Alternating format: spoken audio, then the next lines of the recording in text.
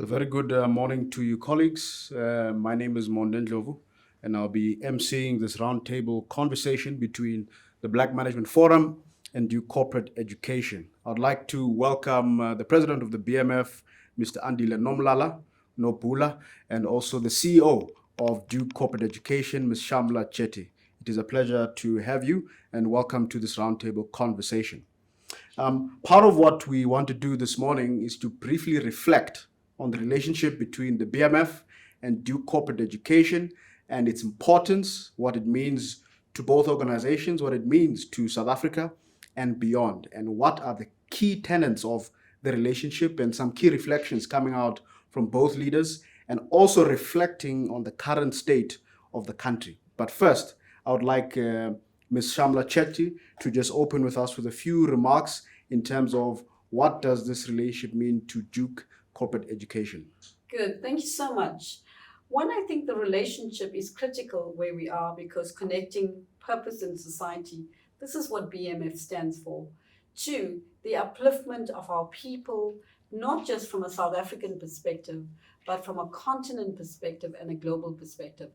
Never before has education been so important than now. It is really critical that we transform our society. And for me, it is that BMF is an example of transforming societies, making a difference, trying to say that education is a key driver for poverty, employment of our youth in our country, and more importantly, gender equality, creating a sense of belonging. And that's what BMF stands for. For us, the partnership is important because it's around connecting people and society, playing an active role in saying that we want to be an enabler, we want to be a contributor to society.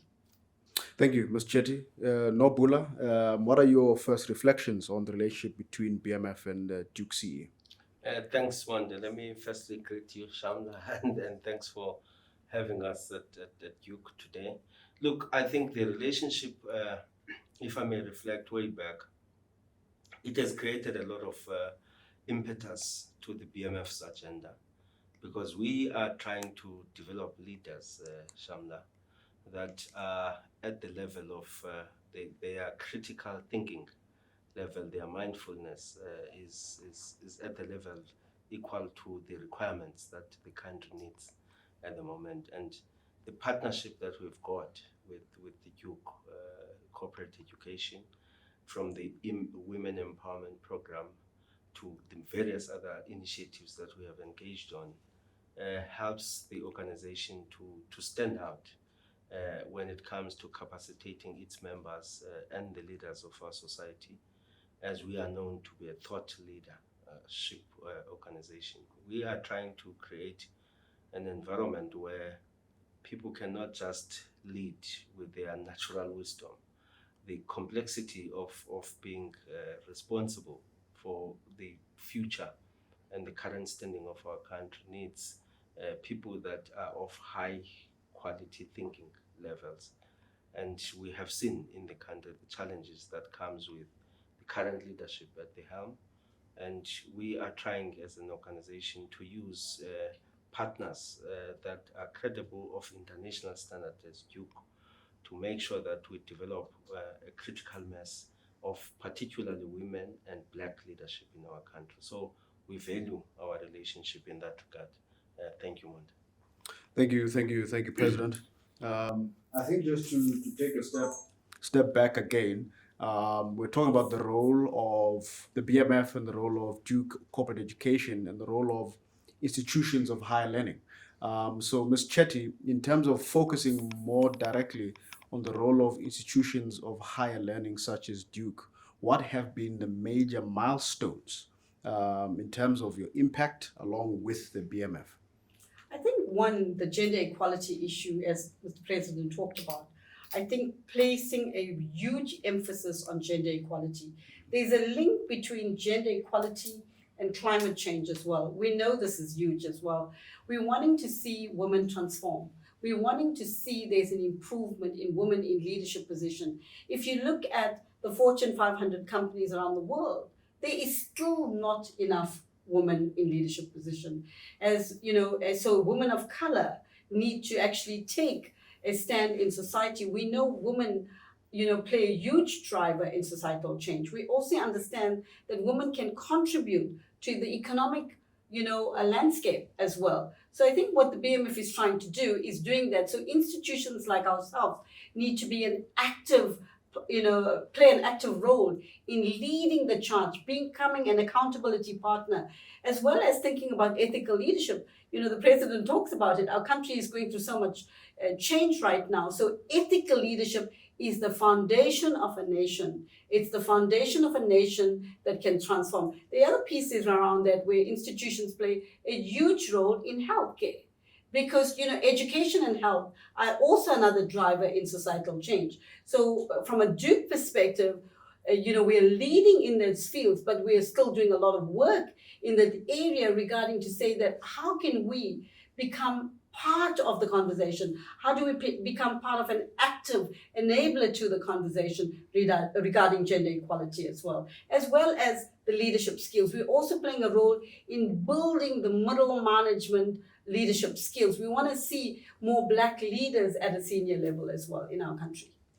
Yes, no, thank you very much for that. I think the related question for the BMF president is, I know you like to quote President Beck in terms of the mandarins and the role of intellectuals in society. From a BMF perspective, what is that role that they ought to play in society? Because we are seeing a lot of these so-called Black intellectuals not agreeing on clear positions that the country should take. In fact, most of them are not saying much at all about the country. So, what is the role of the Black intelligentsia in the country? Thank you, Monde. I think the more important issue that as a country we need to look at, and I admire the likes of President Mandela and the people that brought us our democracy, when they have an ideal of us living in a non-racial society. And I think what we haven't done beyond the ideal is to unpack what does that mean to the realization of Black advancement in our society versus making sure that all South Africans don't feel fear or feel that the transformation agenda is now moving towards excluding others, or is a reverse racism. So I think the intellectuals and the leaders that we should breed as the BMF should be able to unpack that. When we argue that ABSA cannot have a white male CEO in 2022, what do we mean in terms of us as South Africa adopting a future that we want to live side by side, different in our diversity, but quite united in our agenda for the country, without somebody feeling that when we argue that there must be a Black CEO, there must be transformation, we mean that we don't want other people in our country. I think the BMF should lead in that discourse, because it hasn't been unpacked what do we mean by a non-racial society in an environment where we have an apartheid past which had been very exclusionary to the Black fortunes, both socially and economically. And what do we mean that in the future of our country we can live alongside each other, united in our diversity. So I think that's the first critical point that the intellectuals or the thought leadership in the organization must unpack. Monde. Thank you. Thanks, Nobula. I think it brings another question, critical question, because some people would argue that transformation has been adequately defined. And I'd like to hear your views, Ms. Chetty. How would you define transformation and all its segments or key segments of transformation? I think the question we need to ask: how far are we transforming, and what role we are playing in transforming the society? So transformation, there is progress done in different industries, and where you see women leaders, have a senior role, but you see organizations that don't have women leaders in a senior role, or don't have people of color in a senior role. And I think the question is that, are they actually becoming intentional in actually doing work in that way. So the idea is you have to be intentional. Your idea is that you have to make sure that you are becoming, a contributor to the progress, and making sure you have the people and building a pipeline of leaders. And I think we are getting there. We're not totally there, because if you look at the unemployment rate in South Africa, it speaks for itself. They're highest at the moment. So if we are transformed, we should have been improving the unemployment. We're seeing our youth that graduates that don't have jobs. So for me, it is what is the role of business, and what is the role of society, and what is the role of government? You need a larger ecosystem pulling together to say that we're wanting to transform at a faster rate. And until we have all those ecosystems working together and in a way that has one objective, to say that we're wanting to improve the unemployment rate, we're wanting to make sure that every person has a job after they graduate, then we have seen transformation, right? And the second piece around that, if you're wanting an economy to transform, we need to have small business enterprises. So how are we investing in this? How are we contributing in that? Do we have enough funding to support these small business enterprises? As a country, you can see it done in other countries at the moment. And the last piece around that, education is a human right. So for me, transforming a society means every person has to be educated. A girl, child, a woman, disabled individuals. So every single person has to be educated. So we need to make sure we are contributing and we are becoming intentional with our plans to grow our country and society on a whole. No, thanks for that, Ms. Chetty. I'd also ask the president the same question, but I know that one of the major points he would make in public around transformation is the policy on Regulation 28, and how unlocking that can actually foster faster growth from an SMME perspective. So I'd like you to reflect on that, President, on the role of Regulation 28 in driving transformation in the country. Yeah, let me pick it up from Shamla Monde first, to say that, look, that's why we partner with the Dukes of this world, is that, first of all, when you offer corporate education, is you're often more in a position to educate executives in some instances, and very senior people both in government and business. And if we don't involved in that curriculum and agenda, where people must be taught, or at least whether it's of a visiting lecture, but they must understand that there would be a need in their lives as they lead communities, as they lead businesses, as they lead, whether it's at the public service level, but there would be a need that they must understand that the future of this country is dependent on the idea that we must work together. We are not intending to exclude anybody, but we are intending to make sure that the critical mass of Africans and blacks in general in South Africa, as per the past for almost 400 years, that we understand that we had to be excluded based on our racial the pigmentation. It then disadvantages us. We always operate on the negative. So if we don't partner with the Dukes to try and create a culture in the corporate education, that people must understand that they have a responsibility to carry in their jobs and the positions that they occupy. Now, coming back, which is the strategic relationship that, Monde, you must have with institutions of higher learning. But coming back to the reality on the ground is that, again, it's something that Shamla had raised. If we don't, the problem we have in our country, and I see, and we engage even with the president to say, look, the structural reforms that people are talking about, I don't think they address the main problem that we have. The main problem that we have is that we almost have about 70 million people in South Africa. I don't know exactly how much that is South Africans, but there's 70 to 75 million people that lives in South Africa today. And out of that, there's a very few limited number of those people that contributes into the tax base of our country. And that is precisely because, I mean, a contingent number of business people, like in the taxi industry, are not accounted for when it comes to the tax contribution. But then there's formal businesses and corporates, and obviously a lot of employed corporate people.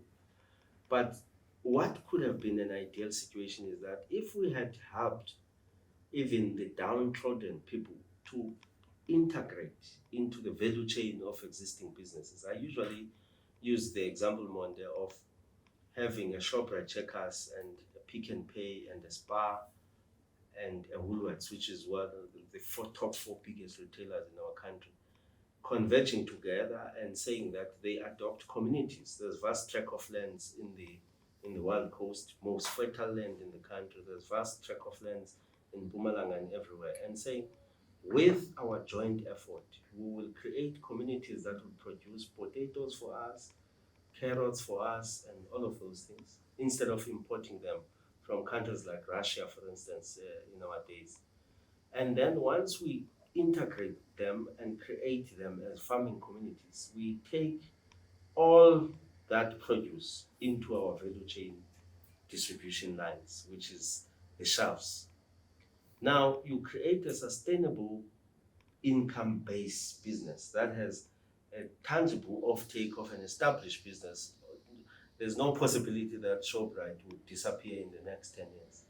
Now, when you have those communities earning from producing at a minimum price, a competitive price for Shoprite to sell potatoes, then you would have almost half of them being taken out of the grant system, because you can't still contribute for, let's say, child support grant or even the youth grant that we are now touting when somebody is gainfully employed. You exclude them from the social grant system, but you create a sustainable income for them. At the same time, you increase the tax base of our country. Then you include Black people productively into the economic production of our side, of our country. The GDP problems that we have now versus our debt is because we produce far little compared to the number of people that are in the country.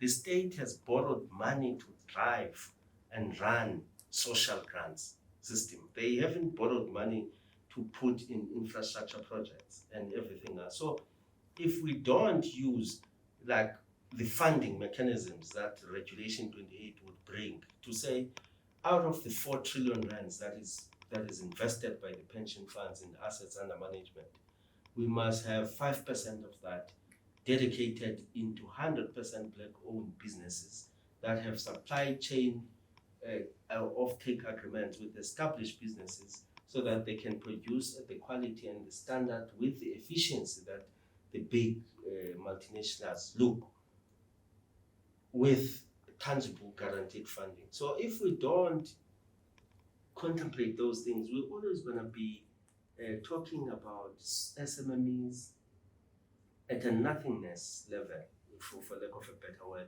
You must sell fat cakes next to a taxi rank. That's not the SMME environment we want. We want the sustainable, big size SMMEs in terms of their capacity to produce and sustain the economy that we have. That's what I mean, Monty. Thanks, President. Ms. Chidi, I'm not sure if there's something you want to bite off there, because there's another 2 questions. I think you're absolutely correct. We're not producing SMEs to sell, we're wanting them to sustain the business. But more importantly, they too can create jobs.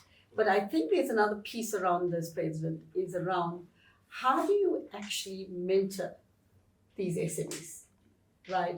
Are we allowing them to fail? Are we allowing them to learn? Are we allowing them to relearn? How do we actually, because big businesses have learned, they have failed, they have institutional knowledge about experience. How are we passing that on to SMEs? That an SME cannot or not automatically be successful. They too are going to be having lots of grappling.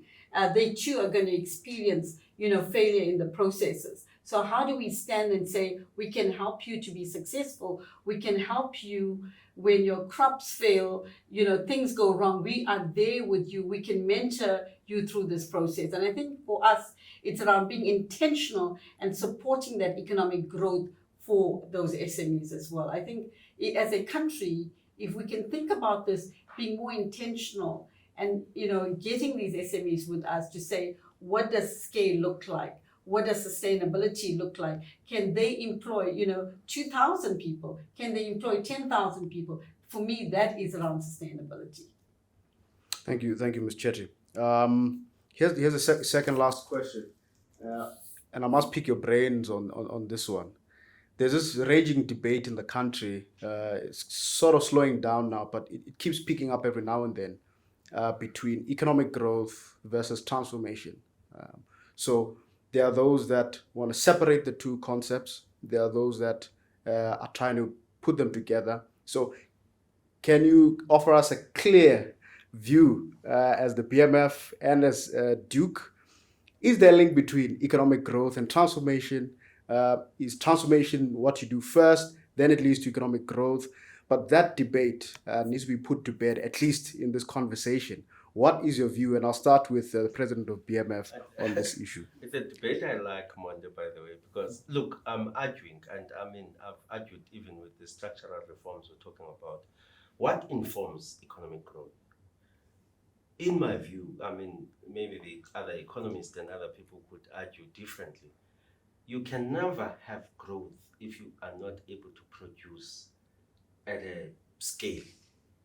Now, if you have the limited number of people in the private sector and obviously public sector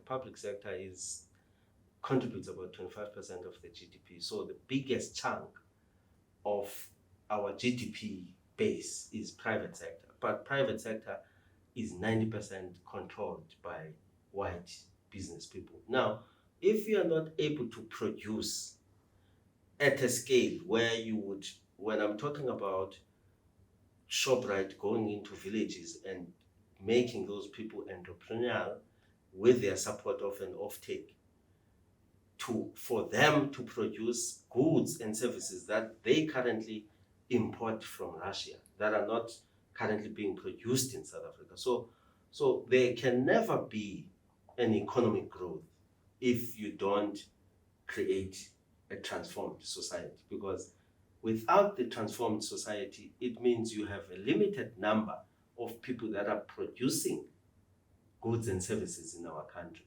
And therefore, the GDP will always be stagnant. Whether we had experiences in the first democratic government, the second and the third, we had growth levels of averaging 5%. But that, of course, it made a dent. It created a significant number of black middle class. But that didn't, because it was a jobless growth, it didn't carry as many people in our society out of poverty. Now, you can't want to then be obsessed about economic growth. From which base are you going to inform that economic growth? You're deliberately going to be like running an entity where you say it's performing better after you have cut out some jobs, scale it a bit, sell all the non-strategic assets, and then have it efficient and better producing, but at a far smaller scale than it was usually the case. Then that's not what we want. We want growth that will change people's lives, that will affect communities. I mean, you can't justify when we travel around the world and you experience how people live and you think about a person that stays in Alexander. It's not natural, and it's not their indictment that they must be living like pigs. It's a responsibility of leadership to change their lives. Millions of South Africans live in abject poverty right in front of our eyes. If you drive out on any freeway, you almost have to turn oblivious whilst you're coming out of a Branston house and you see another person 5 minutes into a drive who literally lives in a pigsty. we have become immune to it because we think it's a natural thing that some human beings are less humans than we are. And it's an accepted thing. But when you go to developed countries, a 50-year-old country that I just came from 2 days or 3 days ago, somebody was shocked when we had lunch at the investment conference and the lady said, or dinner, and the lady said, look, we need to pay the bill because they have a 2-hour transport to home at 11. Why is it that people that are working in the restaurants, there's no high-rise building in Sentin where they could rent at 500 rands or 600 rands a month? If we are a caring society, why in this day and age people must still track 2 hours to Soweto and be back at 4 a.m. to serve the first guy for breakfast? And this person is black like me. But because the democracy had advantaged some of us in the black middle class realm, and we now think that it's a natural thing that other human beings who are the same as us must live like pigs. So Monde, you can never argue. I don't know why would people even want to raise a point to say you must prioritize economic growth. Where is it going to come from? How is it sustainable? How is it impactful to our society if it's going to be done outside of the citizens of the country, which is a black and African? Ms. Chetty, your reflection on this I think for me it is COVID-19 has given you and shown the world that we are an unequal society, right? Those that had could vaccinate, those that didn't have waited along the line. You can't have economic growth without society. It's never been more important than ever. You need society to transform to get that economic growth, meaning that investment that business has to make in society. You can't actually separate the two. That for me it is critical now that society becomes the center of who we are, that defines us, and we are accountable to society. We can't be doing things that we've done before and think it's okay. In fact, society should even become part of boardroom discussions. They should be on boards as well. So business is aware what is happening in terms of society and the changes that are happening. And more importantly, it is around, if you're thinking about this, look at our country, those that have and do not have. So do we want to make the gap bigger? We have to make sure that we are invested in a broader ecosystem of society to transform. Thank you. And the last question takes us back to where we started. Critical question, because you've mentioned points about leadership, and how does this partnership separate a normal manager and a BMF type manager that BMF calls them? What is the difference? What's going to be the difference between a BMF member who's gone through the Duke programs, which are still coming up as well, and the ones that we've had, when you place them here, what are the stark differences? Because both of them could be educated, both of them could have an MBA, both of them could have a Duke CE qualification. What is distinctly different between a normal black manager and a BMF type manager? And I think we need to clarify the difference. President, I'll start with you. Look, it's a very simple one, Monde, to me, is that if you have gone through the programs that we've done and partnered with Duke on, put aside the qualification, you need to have a societal consciousness. And that societal consciousness must be informed by your responsibility as a leader, as a manager, to make sure that you don't find common solutions to complex problems. You have to have a mindset that is orientated to complexity. And when you think through the problems, you think sustainability, you think ethicalness, you think impact to society. So that's what you should be defined as when you come out of the programs that we create as an organization. That's what I think. Thank you, President. Ms. Chetty? I think absolutely. I was actually smiling and said, wow, he's taken the words from me now, so it's making my job easier. But I think leading with purpose has never been more important. Ethical leadership, definitely. And as the president said it's creating impact. It's when you get out of this program, how do you pay it forward? How do you mentor others? How do you bring others along? You have a role in society and lead by example, because we need more role models. So if we can have more role models showing how you're leading with purpose, how you're having an impact to society, will make a difference. Thank you very much, colleagues. Thank you for the short conversation we've had. And we wish the BMF and Duke C in their partnership well into the future. Thank you very much.